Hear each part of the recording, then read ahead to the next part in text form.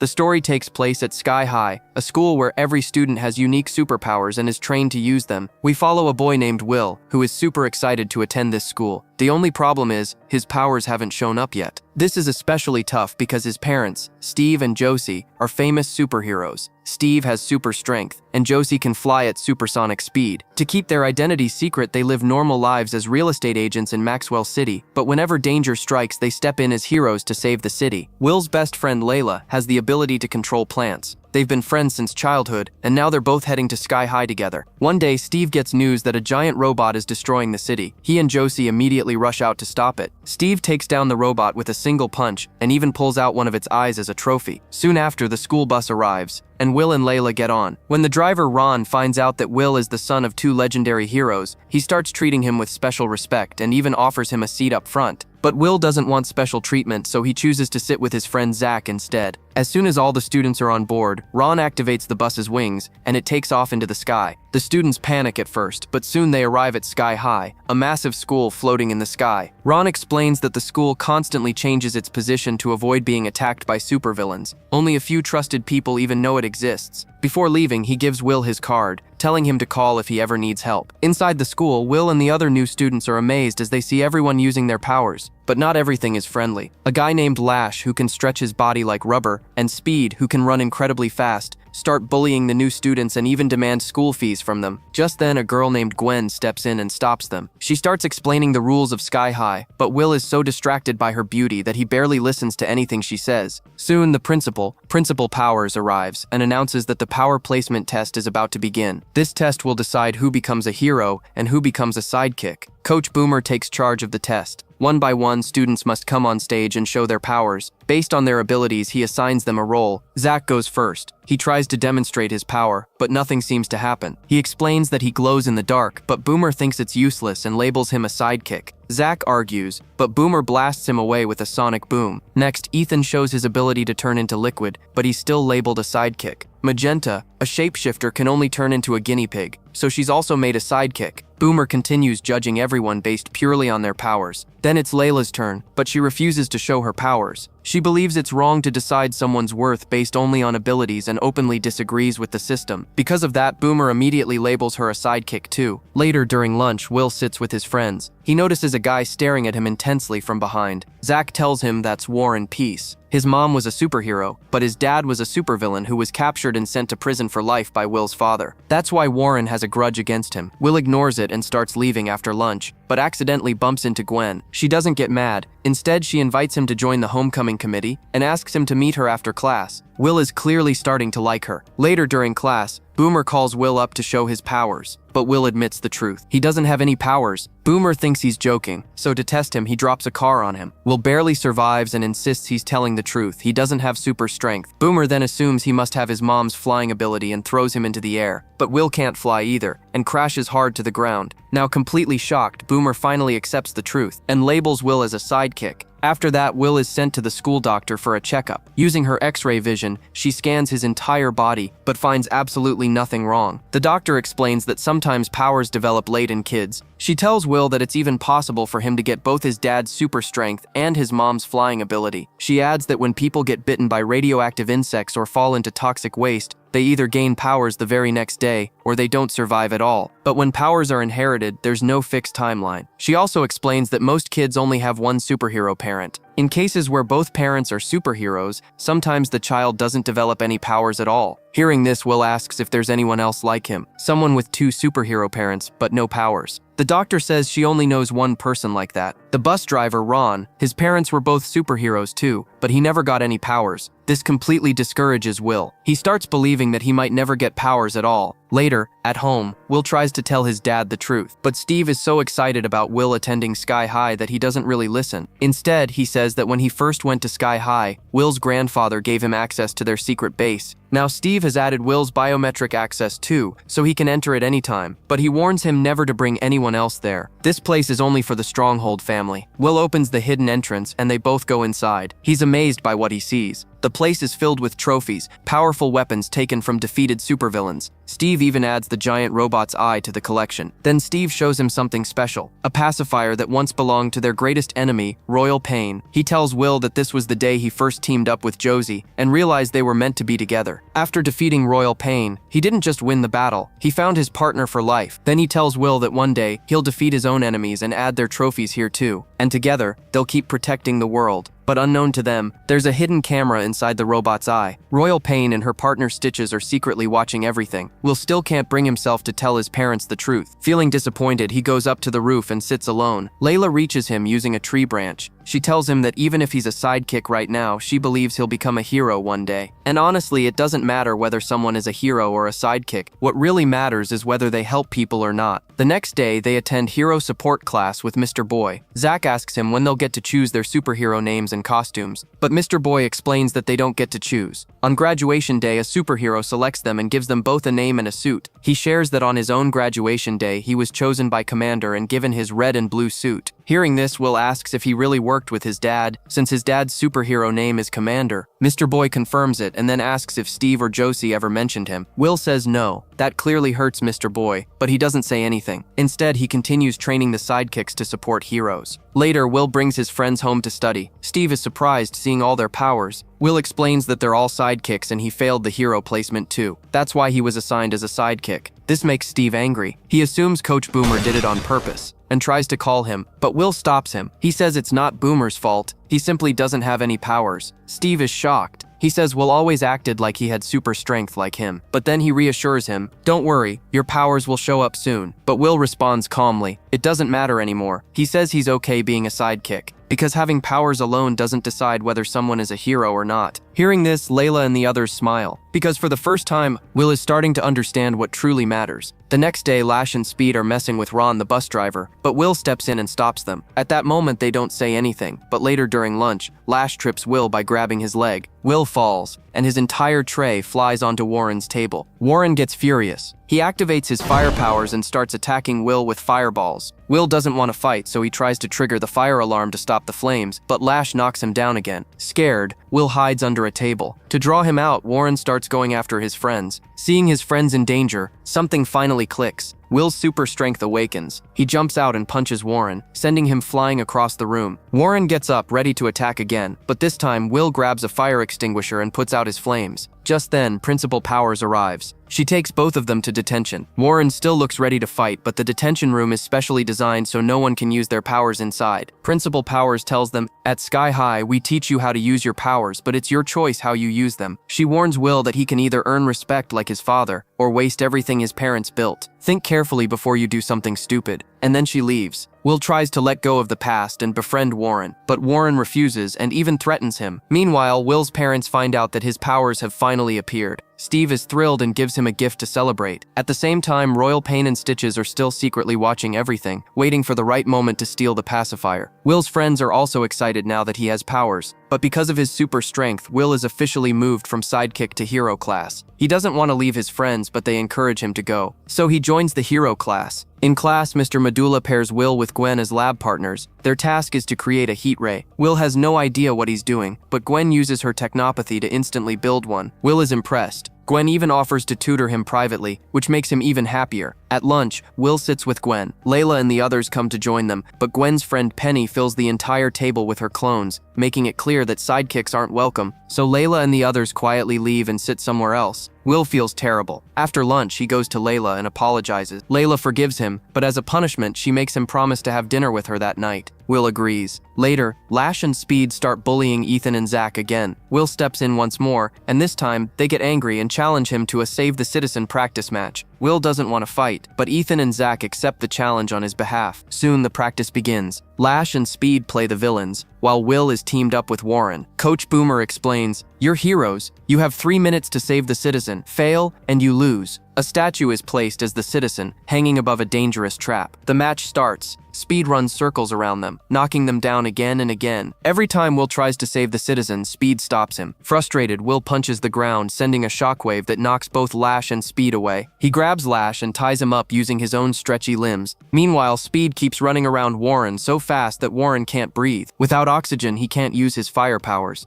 Time is running out, only 20 seconds left. Will sees Warren struggling and makes a choice. Instead of going for the citizen, he helps his teammate. He grabs Speed and throws him straight into Lash, taking both of them out. Then he lifts Warren and throws him toward the citizen. Warren manages to knock the statue out of danger, and they win the challenge. Everyone cheers for them. Will once again tries to befriend Warren, but Warren still isn't interested. Later, Gwen comes to Will's house to help him with his science project. Steve and Josie instantly like her. Gwen then invites them to Sky High's homecoming event as chief guests, and they happily agree. But in all this excitement, Will completely forgets one important thing. He promised Layla he'd have dinner with her that night. At the restaurant, Layla is sitting alone waiting for Will. A lot of time passes, but he never shows up. She's clearly disappointed. Just then, Warren, who works there, comes and sits with her. Layla tells him about her friendship with Will. Warren looks at her and says, "So you've liked him from the start?" Layla quickly denies it, saying they're just friends. But Warren smiles and says, "You don't have to lie. Everyone at school knows. Even a kid could tell you're in love with him." He tells her that she should just be honest about her feelings, because it would make things easier for her. His words really hit her. Layla starts thinking that maybe she should ask Will to be her date for homecoming so he finally understands how she feels. Meanwhile, Steve shows Gwen his old school yearbook. There's a girl in it named Sue Tenney who looks exactly like Gwen. Steve explains that she suddenly disappeared from school and no one ever found out what happened to her. Some people believe she became a supervillain, others think she died. Hearing this, Gwen goes quiet, lost in thought. Later, Will drops Gwen home. She asks him, "Will you go to homecoming with me?" Will already likes her, so he instantly says yes. Gwen kisses him and walks away. Will is over the moon. At the same time, Royal Pain is preparing her next move. She's already stolen the pacifier and is now planning to attack Sky High on homecoming night. The next day, Layla asks Will if he'll go to homecoming with her, but before she can even finish, Will says, "I'm already going with Gwen." That completely breaks Layla's heart. Trying to hide it, she says, "Fine, then I'll go with Warren." Will is shocked. "You're going with him? He's dangerous and you don't even know him." Layla reminds him that the night before, when he didn't show up, she had dinner with Warren, and that's when they became friends. After that, Layla starts sitting with Warren and the others at lunch. Will feels really bad, but every time he tries to go talk to his old friends, Gwen pulls him away and keeps him with her. One night when Steve and Josie are out on a mission, Gwen takes advantage of the situation. She throws a party at Will's house and invites a bunch of people. Seeing the crowd, Will wants to invite Layla and the others too, but Gwen stops him. Instead, she takes him somewhere private, the secret cave. She distracts him with a kiss, and at the same time, Speed sneaks in and steals the pacifier. Around that time, Layla happens to pass by Will's house. Hearing loud music, she walks in. Gwen sees her and quickly sends Will away to grab drinks.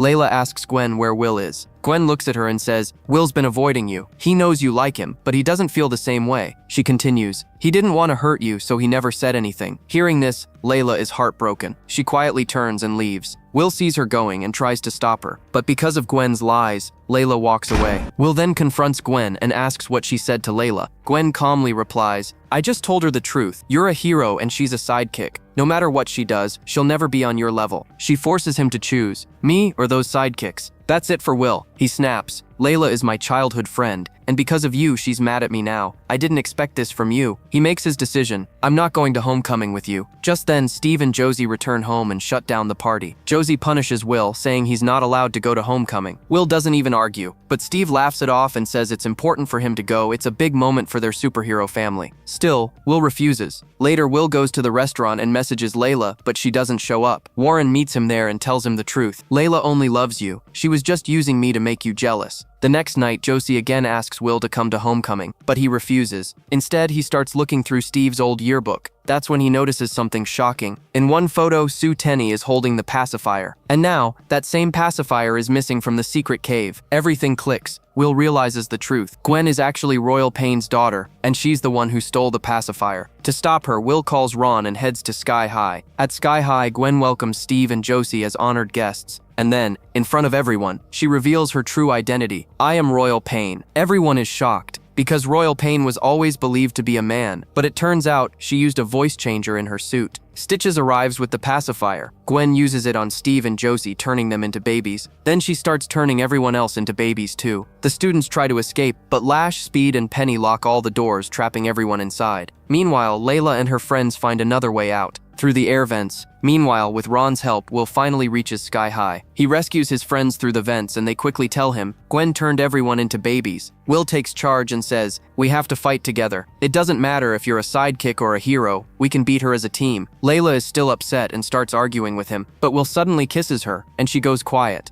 Just then, Penny, Lash, and Speed show up. Will heads straight toward Gwen, while Layla and the others take on the rest. Lash goes into the bathroom to find Ethan, but Ethan turns into liquid, slips away, and traps Lash by sticking his head into a toilet. At the same time, Speed slips while running, and Warren takes the opportunity to slam him straight into a wall. Penny surrounds Layla with dozens of clones, but Layla finally unleashes her full power, using vines to trap every single clone at once. Penny warns them, "Go ahead, try all you want. Sky High is already doomed. The anti-gravity system is failing. In a few minutes, this whole school will crash." The team checks the control room plan, but only Principal Powers can access it, and she's been turned into a child. So they come up with a plan. They send Magenta through a water pipe to reach the control room. Meanwhile, Gwen and Stitches are loading the kids onto a bus. Gwen picks up baby Steve and says, "I'll raise them my way and build my own supervillain academy." She reveals her motive. Sky High made the same mistake with me. They treated Sue Tenney like a sidekick. Now I'll show them my real power. Just then, Will arrives. He tries to reason with her. "I'm sorry for what happened to your mom, but that doesn't mean you punish everyone else." Gwen laughs. "You still don't get it, do you?" Then she reveals the truth. "I'm not her daughter. I am Sue Tenney." She explains that when the pacifier exploded, she was turned into a kid, and Stitches took care of her. Then she attacks. Will fights back and knocks her down. But suddenly, Layla and Warren arrive, distracting him. Gwen takes advantage and punches Will hard, sending him flying off the school. Will starts falling from the sky, but at that moment, his flying powers finally activate. He stops midair and flies back up. With full power, he charges at Gwen and knocks her down. Gwen pretends to be unconscious. Will lowers his guard, and she quickly shuts down the anti-gravity system. Sky High starts falling rapidly toward the ground. Will tries to hold the entire school in the air, but it's too much. It's about to crash into a house, but at the last second, Magenta cuts the right wire in the control system. The anti-gravity reactivates, and Sky High rises back into the sky. Meanwhile, Stitches tries to escape with the kids on the bus, but Ron kicks him out and stops him. Even though Medulla has been turned into a baby, his intelligence remains. He modifies the pacifier and turns everyone back to normal. In the end, Steve and Josie thank Will's friends and honor them for their bravery. Everyone celebrates together at the homecoming party. Will flies up into the sky and kisses Layla. Gwen, Stitches, Lash, Speed, and Penny are all captured, and Ron, after falling into toxic waste, finally gains superpowers. The city even assigns him to handle giant robot threats, which makes everyone proud.